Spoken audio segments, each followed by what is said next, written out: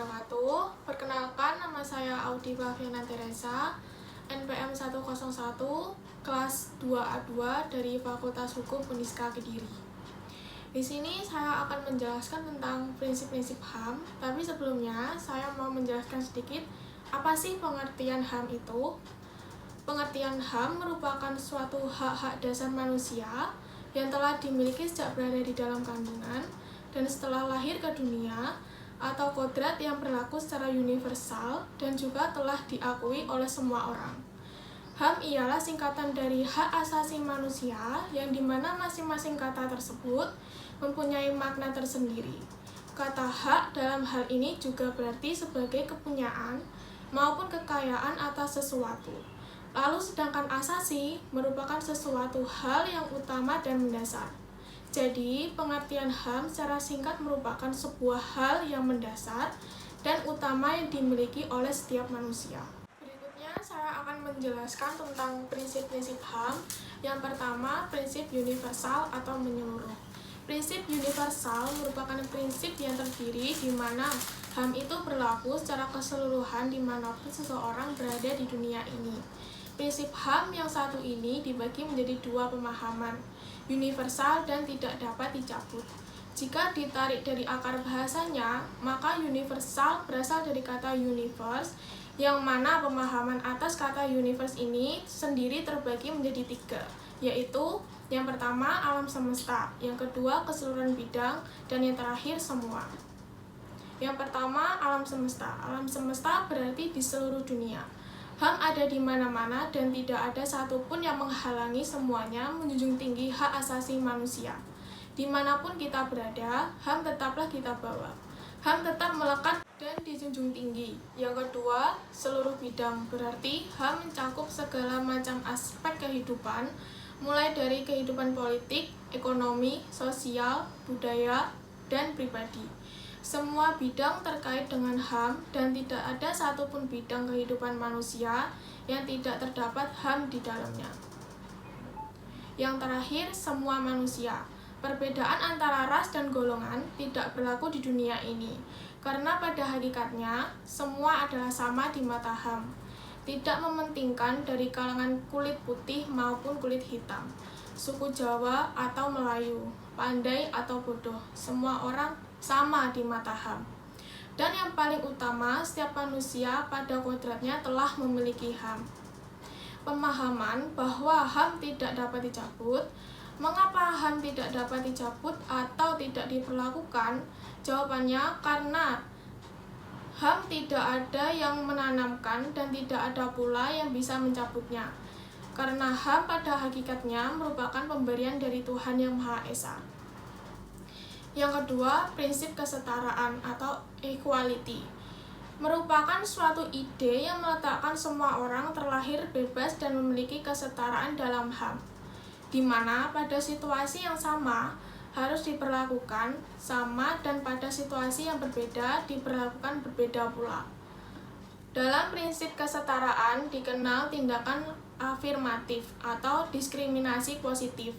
Hal ini muncul ketika seseorang yang berada dari posisi yang berbeda tetapi diperlakukan sama. Jika perlakuan sama ini terus diperlakukan, maka perbedaan ini akan menjadi terus-menerus walaupun standar HAM telah ditingkatkan.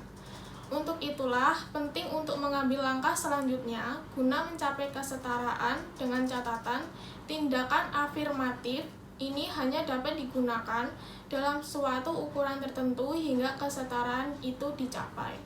Jika kesetaraan telah tercapai, maka tindakan afirmatif tidak dibenarkan lagi. Yang ketiga, prinsip martabat manusia. Hak asasi merupakan hak yang melekat dan dimiliki setiap manusia di dunia. Prinsip HAM ditentukan pada pikiran setiap individu tanpa memperhatikan umur, budaya, keyakinan, etnis, dan gender, orientasi seksual, bahasa, kemampuan, atau kelas sosial setiap manusia. Oleh karenanya harus dihormati dan dihargai hak asasinya.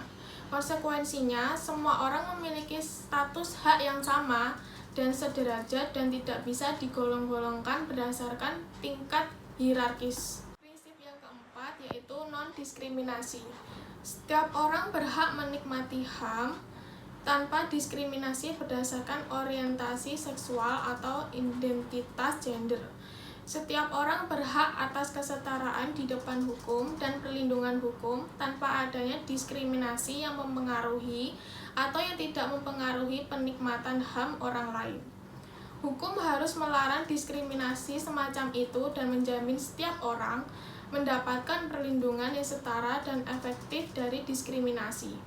Diskriminasi atas dasar orientasi seksual atau identitas gender meliputi setiap perbedaan, pengecualian, pembatasan, atau preferensi berdasarkan orientasi seksual atau identitas gender yang memiliki tujuan atau efek meniadakan atau merusak persamaan di depan hukum atau perlindungan hukum yang sama, atau pengakuan penikmatan atau pelaksanaan atau dasar kesetaraan dari kebebasan fundamental dan HAM. Diskriminasi atas dasar orientasi seksual atau identitas gender mungkin dan umumnya adalah diperparah oleh diskriminasi atas dasar lainnya, termasuk jenis kelamin, ras, usia, agama, kecacatan, kesehatan, dan status ekonomi. Yang kelima, prinsip tanggung jawab negara. Negara dan para pemangku kewajiban lainnya bertanggung jawab untuk menaati hak asasi. Bahkan di Indonesia sendiri, hal ini ditegaskan lagi melalui kebijakan Presiden Jokowi melalui nawacita bahwa negara harus hadir kepada segenap warga negaranya melalui serangkaian instrumen HAM yang disahkan melalui peraturan perundang-undangan yang berlaku. Oleh karenanya, masyarakat dalam hal ini harus tunduk pada norma-norma hukum dan standar yang tercantum di dalam instrumen-instrumen HAM. Seandainya pemerintah gagal dalam melaksanakan tanggung jawabnya, pihak-pihak yang dirugikan berhak untuk mengajukan tuntutan secara layak, sebelum tuntutan itu diserahkan pada sebuah pengadilan dan kompeten atau penentu lain yang sesuai dengan aturan dan prosedur hukum yang berlaku. Prinsip yang keenam yaitu tidak dapat dicabut. Hak individu tidak dapat direnggut, dilepaskan, dan dipindahkan. Namun, hak asasi manusia dapat dibatasi sepanjang untuk alasan yang dibenarkan menurut hukum yang berlaku pada suatu negara.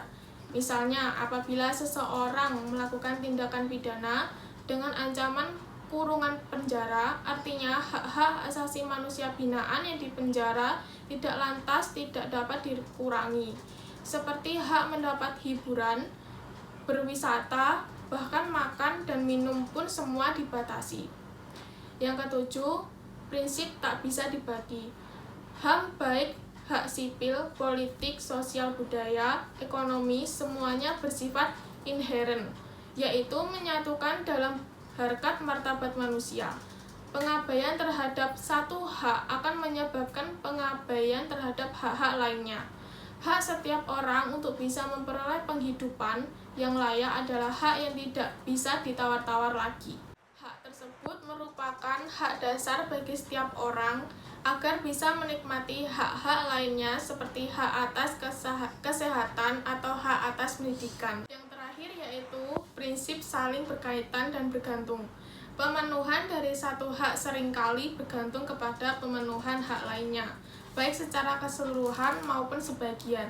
Contohnya, dalam situasi tertentu, hak atas pendidikan atau hak atas informasi adalah saling bergantung satu sama lain. Oleh karena itu, pelanggaran HAM saling bertalin. Hilangnya satu hak mengurangi hak lainnya. Contoh dari saya adalah satu fenomena atau kejadian yang saya ambil adanya diskriminasi mahasiswa dari luar daerah.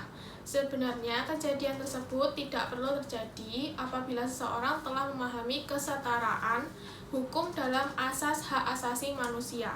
Tetapi bila ditelaah, diskriminasi terjadi karena sebuah alasan. Mungkin mahasiswa dari luar daerah tersebut melakukan tindakan yang kurang etis di wilayah itu. Jadi, menurut pendapat saya, diskriminasi terjadi karena adanya tindakan atau ulah mereka sendiri. Sekian yang dapat saya sampaikan. Kurang lebihnya saya mohon maaf. Wassalamualaikum warahmatullahi wabarakatuh.